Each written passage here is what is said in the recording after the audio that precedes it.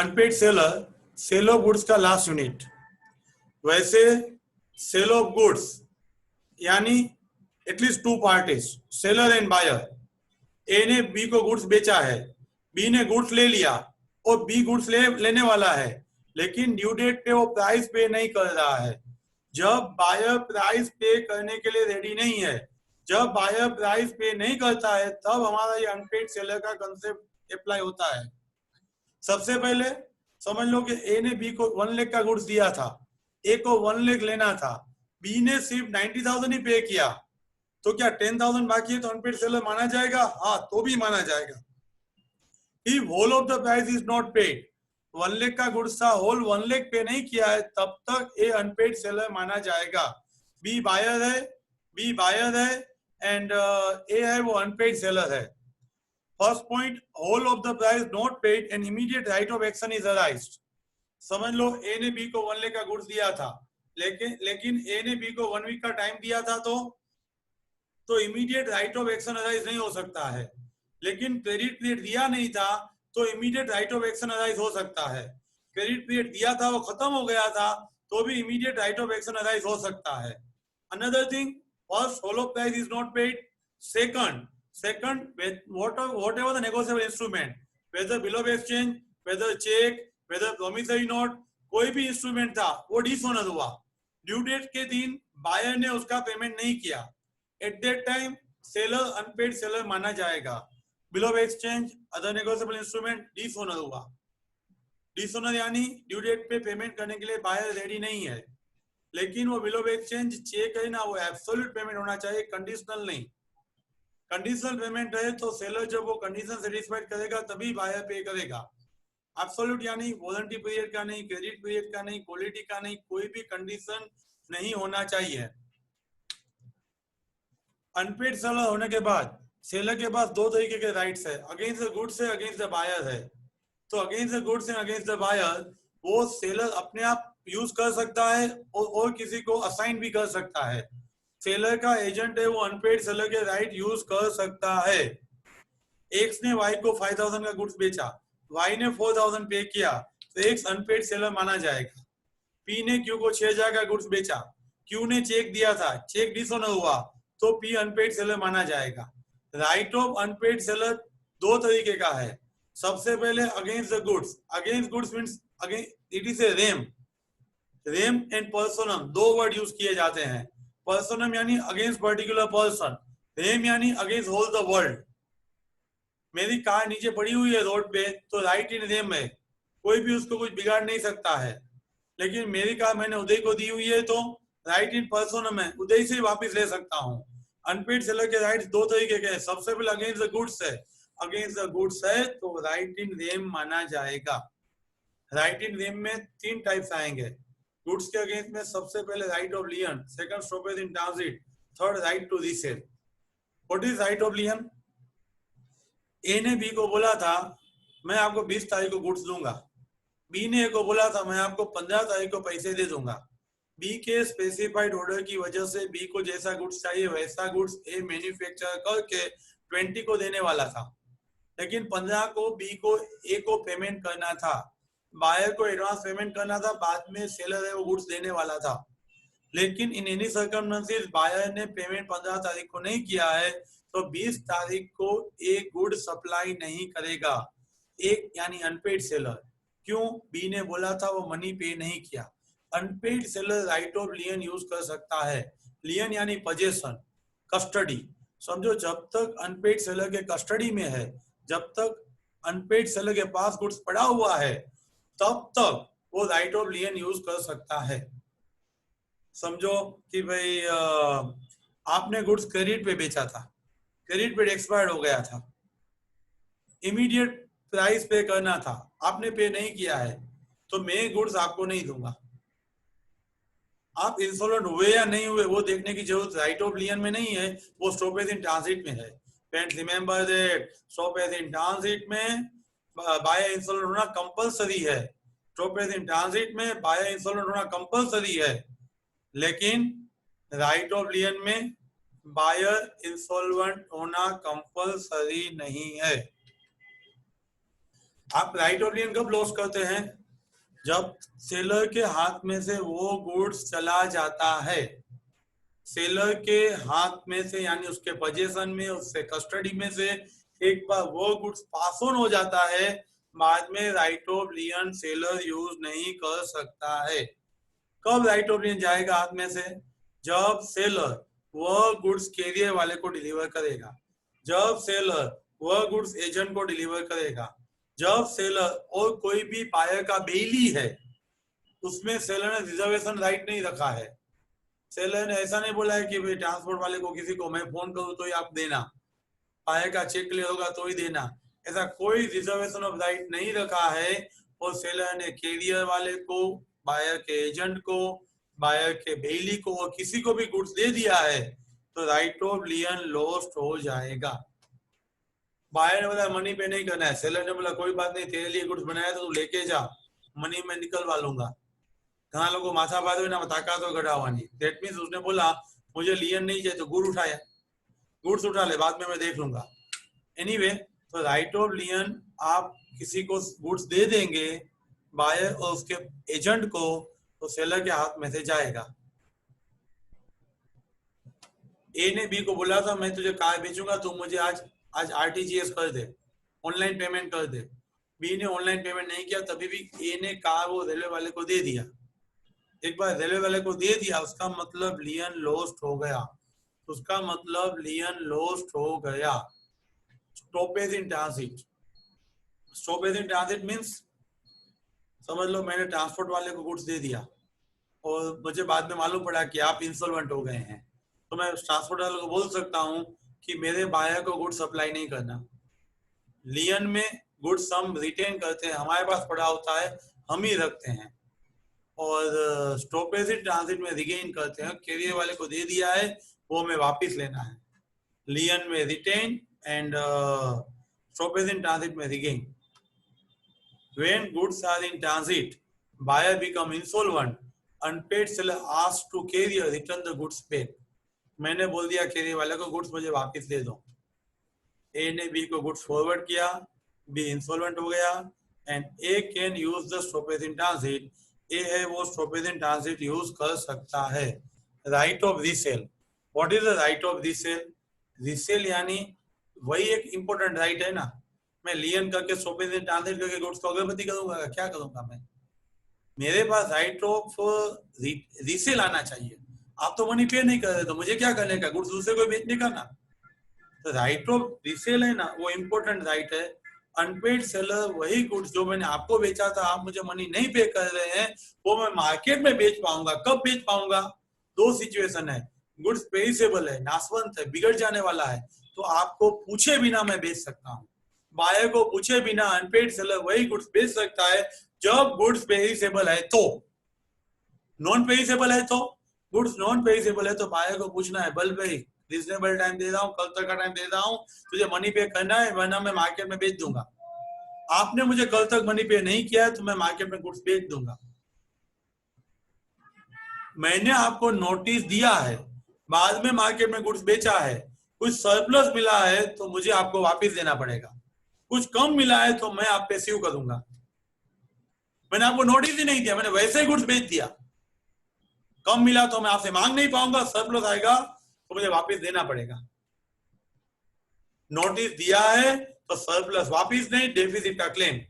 Notice नहीं दिया है, डेफिसिट का क्लेम नहीं, सरप्लस वापस देना है। तो तीन राइट हमने देखे, लियन देखे, stoppage in transit and right of resale. And ये बात हुई right in rem against the goods. Now against the person, against the buyer, it is known as a right in personam. Right in personam में buyer को मैं क्या करूंगा, sue करूंगा, suit for price। आपने बोला था प्राइस पे करूंगा, आप नहीं पे कर रहे हैं, मैंने आपको प्रॉपर्टी ट्रांसफर की है, प्रॉपर्टी ट्रांसफर की है तो sue कर ही सकता हूं, लेकिन प्रॉपर्टी ओनरशिप ट्रांसफर नहीं की है, ड्यू डेट आ गई है तो मैं आपसे sue कर सकता हूं। आपने बोला था 15 को मैं आपको मनी पे करूंगा, 20 को मैं आपको इनवॉइस देने वाला था, गुड्स की डिलीवरी देने वाला था, लेकिन आपने 15 पे पेमेंट नहीं किया है तो डिलीवरी देखने की जरूरत नहीं है, प्रॉपर्टी देखने की जरूरत नहीं है, ड्यू डेट आ गई है तो मैं आप पे स्यू कर सकता हूं।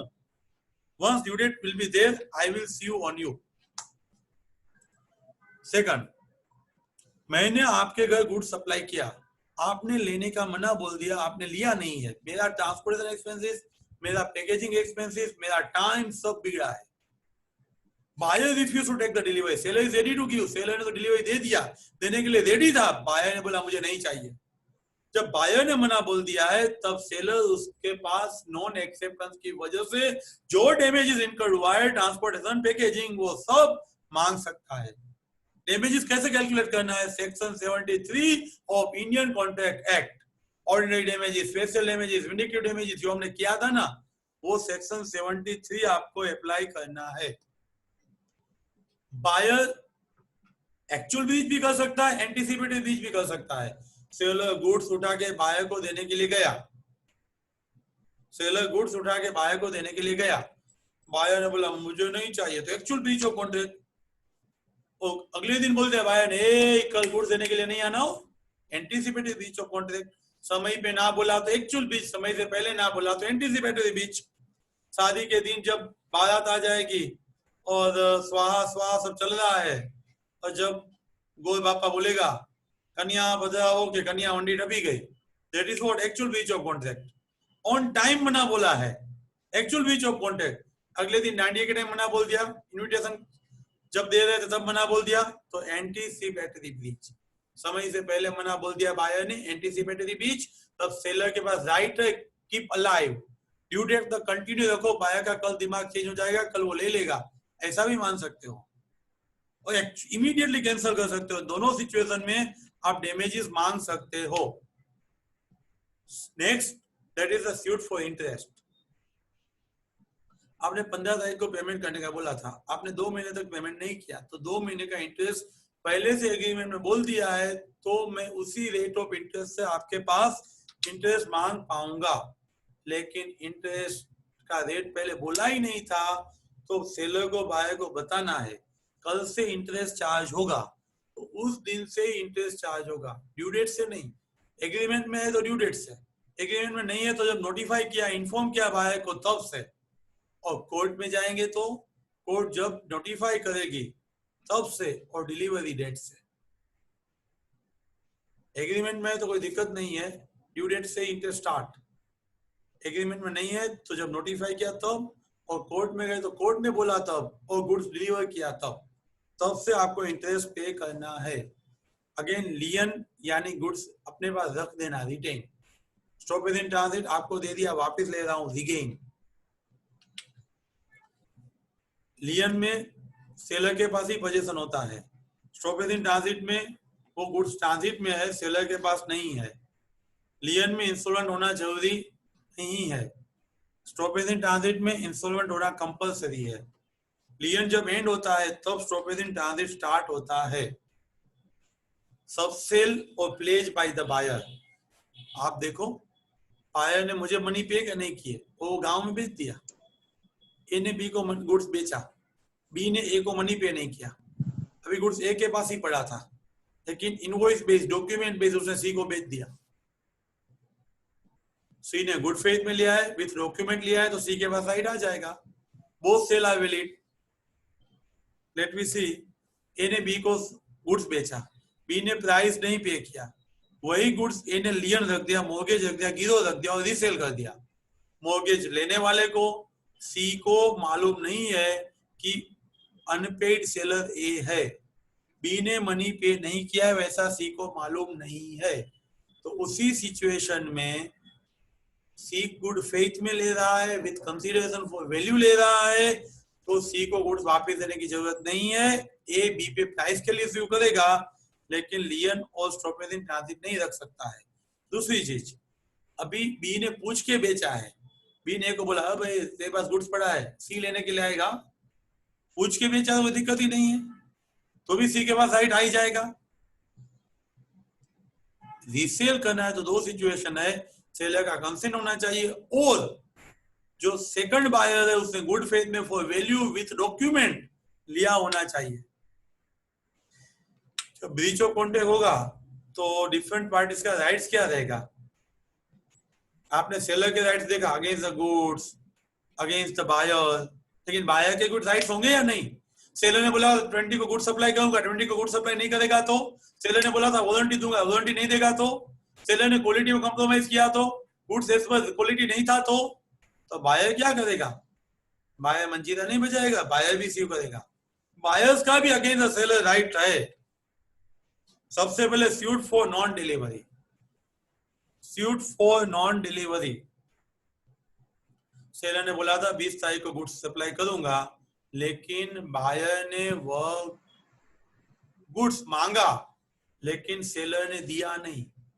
सेलर ने गुड्स दिया नहीं है, डिलीवरी ड्यू डेट पे नहीं की है, तो बायर सेलर पे स्यू करेगा। कितना स्यू करेगा?